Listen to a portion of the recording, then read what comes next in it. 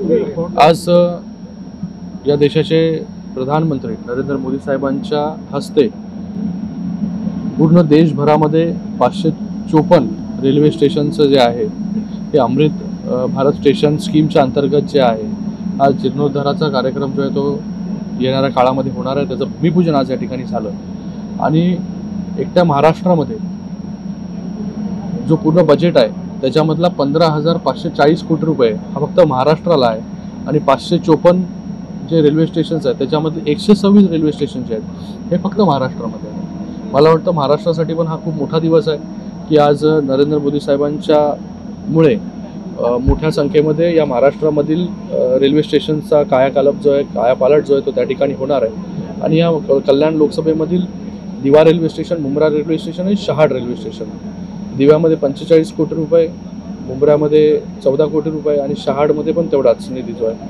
हा त्या ठिकाणी दिलेला आहे, जेणेकरून येणाऱ्या काळामध्ये हे स्टेशन्स देखील अमृत भारत स्टेशन स्कीम अंतर्गत चांगल्या प्रकारे विकसित या ठिकाणी होतील। लोकांना मोठ्या प्रमाणामध्ये रोजगार त्या ठिकाणी मिळेल, जे चाकरमानी आहेत त्यांना चांगल्या प्रकारच्या सुविधा ज्या आहेत हे या सगळ्या रेल्वे स्टेशन्सवरती उपलब्ध होतील। आणि मला वाटतं गेल्या 10 वर्षामध्ये सर्व रेल्वे स्टेशनचा कायापालट करण्याचं काम जे आहे हे या सरकारने केलं माननीय नरेंद्र मोदी साहेबांच्या नेतृत्वाखाली।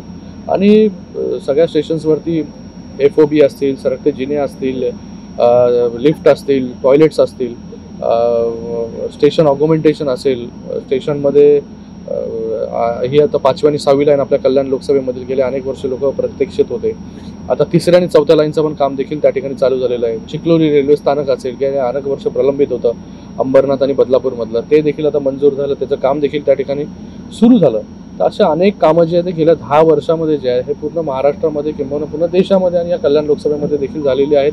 मी यासाठी या देशाचे प्रधानमंत्री नरेंद्र मोदी साहेबांचे या ठिकाणी खूप खूप धन्यवाद व्यक्त करतो। आणि जे कोणी या अगोदर आता अश्विनी वैष्णव जी आहेत रेल्वे मिनिस्टर, याच्या अगोदर सुरेश प्रभूजी होते, या सगळ्यांचंही खूप खूप या ठिकाणी धन्यवाद की मोठ्या प्रमाणामध्ये निधी जो आहे तो या ठिकाणी देण्याचं काम जे आहे ते या ठिकाणी केलेलं आहे।